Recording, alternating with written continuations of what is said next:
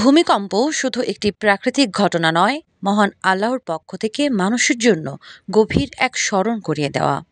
এর মাধ্যমে তিনি দেখান তার অসীম শক্তি আর মানুষকে বোঝান আমরা কতটা দুর্বল, কতটা তার করুণা ও আশ্রয়ের মুখাপেক্ষী। পবিত্র কোরআনের সূরা আনআমে আল্লাহ সতর্ক করে বলেন, তিনি চাইলে আকাশ থেকে কিংবা মানুষের পায়ের নিচ থেকেও আযাব পাঠাতে পারেন।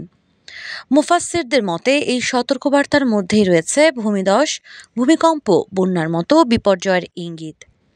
মহানবী হজরত মোহাম্মদ সাল্লাল্লাহু আলাইহি ওয়াসাল্লামও এই আয়াত শুনে আল্লাহর কাছে দুবার আশ্রয় প্রার্থনা করেছিলেন, যা প্রমাণ করে এসব দুর্যোগের ভয়াবহতা কত গভীর। ভূমিকম্প কিয়ামতেরও একটি আলামত। পবিত্র কোরআনের সূরা জিলজালে বর্ণিত আছে ভয়াবহ সেই দিনের দৃশ্য, যখন পৃথিবী প্রচণ্ড কম্পনে কেঁপে উঠবে, লুকানো বোঝা বের করে দেবে, আর মানুষ হতভম্ব হয়ে জিজ্ঞেস করবে কি ঘটছে। সেদিন মানুষ তাদের প্রতিটি কাজের ফল দেখবে, অণু পরিমাণ ভালো কিংবা মন্দ। যখন এমন কোনো প্রাকৃতিক বিপদ আসে, তখন মানুষের উচিত আল্লাহর দিকে ফিরে আসা। ইতিহাস বলে আগের জাতিগুলোকে আল্লাহ কখনো ক্ষুধা, কখনো দারিদ্র্য বা রোগ দিয়ে সতর্ক করেছিলেন, যাতে তারা তার কাছে বিনীত হয়ে ফিরে আসে।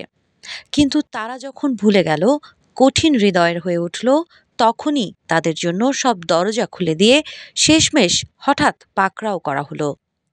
প্রতিটি ভূমিকম্প, প্রতিটি দুর্যোগ আমাদেরকে মনে করিয়ে দেয় আল্লাহর সামনে আমরা কতটা ক্ষুদ্র।